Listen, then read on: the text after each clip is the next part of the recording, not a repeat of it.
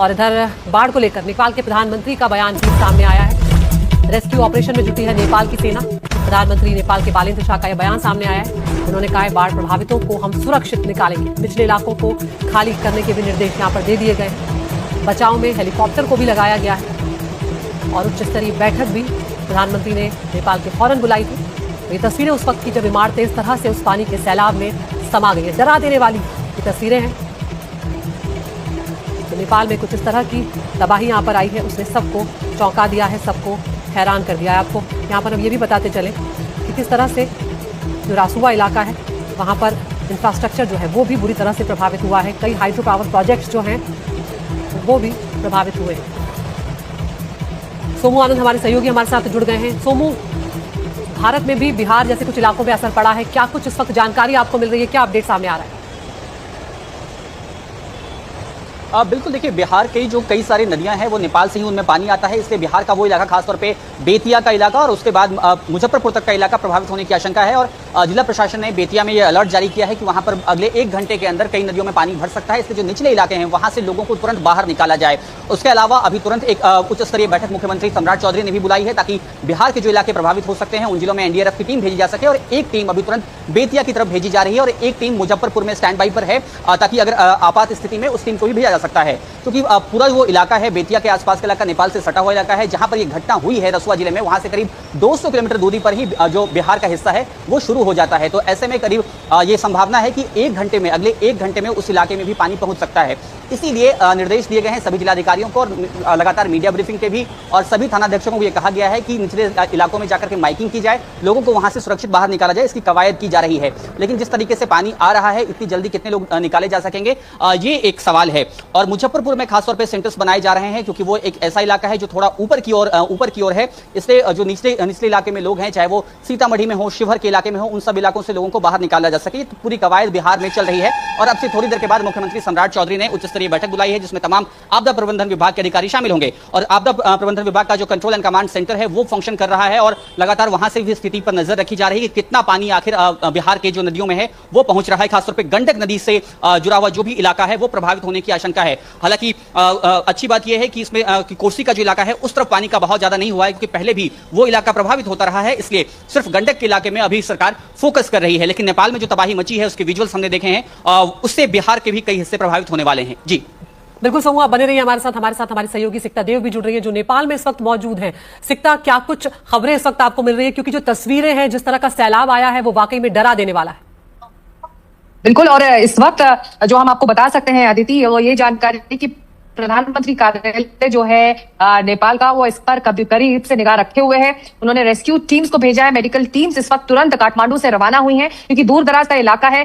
जो अगर बात करें तो जो जहां पर ये तिब्बत बॉर्डर पर ये त्रासदी हुई है, रसुआ वो इलाका है, वो करीब काठमांडू से 7 घंटे दूर है बाय रोड। तो बहुत अंदरूनी इलाका है और वहां पर उस तरह की सुविधाएं नहीं है जिस तरह से रेस्क्यू ऑपरेशन की इस वक्त वहां पर जरूरत है। जानकारी ये भी मिल रही है कि फ्लैश फ्लड में हाइड्रो पावर प्रोजेक्ट्स और कई जो बाजार है वहां पर स्थानीय बसावट बहुत ज्यादा थी, वो तबाह हुए हैं। हालांकि अभी बहुत शुरुआती जानकारी आ रही है कितनी जनसंख्या वहां थी जो इससे प्रभावित हुई है और क्या क्या वो चीजें हैं जो इस बड़ी त्रासदी की वजह से प्रभावित हुए हैं, ये अभी जानकारी आनी बाकी है। लेकिन हम इतना बता सकते हैं कि ये एक बड़ी ट्रेजेडी है जिस पर सरकार अब करीब से निगाह रखे हुए है। टिमुरे और सायरा ब्रू बेसी जो इंफ्रास्ट्रक्चर है उस पर जो वाटर लेवल है उसके आसपास वो लगातार बढ़े हैं, जिसकी वजह से नुकसान बड़ा हो सकता है, ऐसा कहा जा रहा है। और जो त्रिशूली नदी है उसमें जो जल स्तर है वो लगातार बढ़ रहा है, तो आसपास के इलाके जो उसके आसपास के इलाके जो बसे हुए हैं इस नदी के आसपास, उनमें खतरा इस वक्त मंडरा रहा है।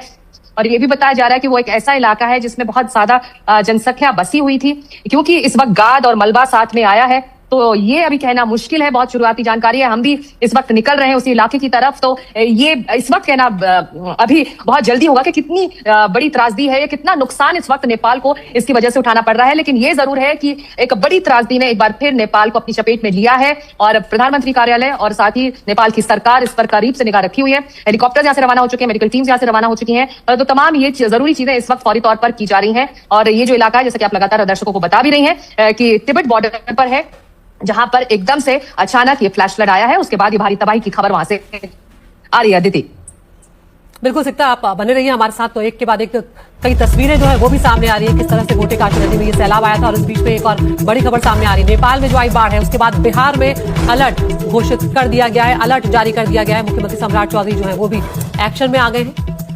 उन्होंने एक इमरजेंसी बैठक यहाँ पर बुलाई है और साथ ही वो तस्वीरें भी आपको दिखा रहे हैं जो नेपाल में तबाही लेकर आई है।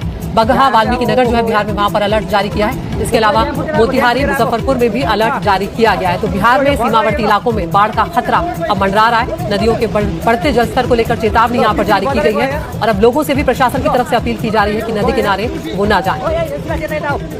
हमारे साथ आपदा प्रबंधन विभाग के आप सचिव संतोष कुमार मल जी है। सर, कैसे प्रिकॉशंस ले रही है बिहार सरकार और बाकी के जो डिस्ट्रिक्ट्स मेजरली हिट होने वाले? देखिए, नेपाल और तिब्बत के बॉर्डर पर रसुआगढ़ी नाम की जगह के पास एक ग्लॉफ हुआ है। ग्लॉफ का अर्थ होता है ग्लेशियर लेक आउटबर्स्ट फ्लड। तो उसके कारण उसके नीचे डाउनस्ट्रीम में आने वाले 2-3 टाउन्स में काफ़ी वॉश आउट हो गया है और काफ़ी ज़्यादा लोगों के गायब हो जाने की खबरें आ रही हैं। एग्जैक्ट संख्या कुछ देर पहले तो 18 की थी जब मुख्य सचिव महोदय इस संबंध में वीडियो कॉन्फ्रेंसिंग कर रहे थे। चूंकि ऐसी घटना हुई है और फिर इसके कारण एक फ्लैश फ्लड का इफेक्ट थोड़ी देर के बाद हमारी नारायणी जो गंडक में बदल जाती है, वो देवघाट के माध्यम से पानी आने की बात है। हमारे क्षेत्र में 3 बजे तक लगभग हो सकता है पानी आ जाए। वैसे तो देवघाट से नॉर्मल परिस्थितियों में पानी आता है वाल्मीकि नगर तक तो 8 घंटे लगते हैं, लेकिन ये चूंकि एक वेव के रूप में, एक 3 मीटर ऊंची वेव के रूप में आएगा तो इसकी स्पीड कहीं ज्यादा होगी, तो अनुमानतः शायद 3 से 4 बजे के बीच में पानी आएगा और लगभग 2.5 लाख क्यूसेक वाल्मीकि नगर बैराज पर इसका पानी का असर आने की संभावना है। तो वो जितने भी इन संबंधित जिले होते हैं हमारे, मुख्य सचिव महोदय ने अभी सारे जिलाधिकारियों और एसपीज और साथ में जो आपदा प्रबंधन के पदाधिकारी हैं उन सभी के साथ वीडियो कॉन्फ्रेंसिंग की और सबको ये निर्देश दिया गया, विशेष रूप से बेतिया, मोतिहारी और गोपालगंज और मुजफ्फरपुर, छपरा के डीएम्स को, कि जो लो लाइंग एरिया में लोग रह रहे हैं तटबंधों के अंदर, उनको इवैक्यूएट कराने के लिए, बाहर निकालने के लिए, ताकि फ्लैश फ्लड से कोई बह ना जाए, जान माल का नुकसान ना हो। तो बड़े पैमाने पे माइकिंग कराई जाए। सारे बीडीओ, सारे सीओज, सारे थाना प्रभारी फील्ड में निकल के, स्वयं डीएमएसपी भी फील्ड में निकल के इसको अलर्ट करने का, लोगों को काम करें और इवैक्यूएट कराने का काम करें लो लाइंग एरियाज में से। और जल संसाधन विभाग की टीम जो वाल्मीकि नगर बैराज पे है वो लगातार अलर्ट है कि जैसे ही इस पानी के बढ़ने की स्थिति होती है तो वो सारे गेट्स खोल करके इस पानी को निकाल दें और कैनाल ऑपरेशन भी जारी रखें ताकि पानी का असर नीचे कम से कम हो और जो वल्नरेबल पॉइंट्स हैं एम्बैंकमेंट्स पे उन पर टीम हमारी ऑलरेडी पहुंच जाए जल संसाधन विभाग की, ताकि वो वहां ब्रीच ना हो इस पानी के तेजी से आने से। एनडीआरएफ की एक टीम को हम लोग तत्काल बेतिया भेज रहे हैं और एक एनडीआरएफ की टीम को हम लोग गोपालगंज की ओर भेज रहे हैं और एक एनडीआरएफ की टीम को मुजफ्फरपुर भी भेज रहे हैं। ये प्रिकॉशन में हम कर रहे हैं और एसडीआरएफ की तो सभी जगहों पे टीम है ही, वो सब अलर्ट हैं, वो अपने बोट्स को तैयार करके भर के साजो सामान के साथ बिल्कुल मुस्तैदी से लग गए हैं। क्या ऐसी सिचुएशन आएगी सर, एयरलिफ्ट की भी आप लोग आगे प्रयास करेंगे? जिस तरीके से सीवियरली हिट बताया जा रहा है कि हो सकते हैं बिहार के कई सारे डिस्ट्रिक्ट। अभी तत्काल ऐसी कोई रिपोर्ट, ऐसी आवश्यकता हम लोगों को रिपोर्ट नहीं हुई है। अगर ऐसी नौबत आएगी तो फिर हम लोग उसमें उचित निर्णय लेंगे और आगे करेंगे। एक आखिरी क्वेश्चन सर, नेपाल गवर्नमेंट से भी क्या बातचीत चल रही है जिस तरह का हिट हुआ है? नेपाल के साथ जो हमारे बॉर्डर डिस्ट्रिक्ट्स हैं वो कोऑर्डिनेशन में रहते हैं और नेपाल का इनपुट जो है वो एसएसबी को आया है और एसएसबी का इनपुट फिर हम लोगों को आया है। साफ तौर पर बिहार सरकार की तरफ से संतोष कुमार मल थे आपदा प्रबंधन विभाग से, जिन्होंने बताया है कि किस तरीके से एनडीआरएफ, एसडीआरएफ और बिहार सरकार ने अलर्ट किया है उन सारे डिस्ट्रिक्ट्स को जो नेपाल से सटे हैं और एनडीआरएफ की टीम को भी तैनात की गई है। पटना से कैमरा पर्सन आशीष के साथ रमन राय, एनडीटीवी।